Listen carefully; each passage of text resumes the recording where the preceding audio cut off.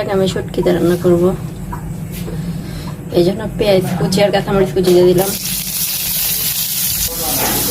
এখানে দেশি পুঁটি মাছের শুটকি, একদম দেশি পুঁটি মাছের শুটকি, আর সব মশলা তুলে দিলাম। এবার দিয়ে দিব ডাইরেক্ট আলু কুচি দিয়ে দিলাম।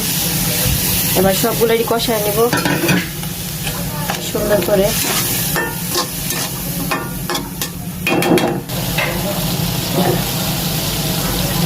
গাইস কি সুন্দর করে কষায় নিচ্ছি। ও মাই গড, পানিটা একবার শুকিয়ে গেছে। আচ্ছা বিষয় নেই, আবার শাক দিলে এটার থেকে সুন্দর করে পানি উঠবে। বিসমিল্লাহ। দুই তিনটা তরকারি কিন্তু করে নিলাম না শাক দেওয়া। একটা হচ্ছে চাপা শুটকি দেওয়া, আলু দেওয়া, শাক দেওয়া, আর একটা হচ্ছে শাক বাড়ি। কেমন একটা দুই দুটো তরকারি। লাউ শাকের দিন কত পদ, সেটা কোনো শেষ নেই।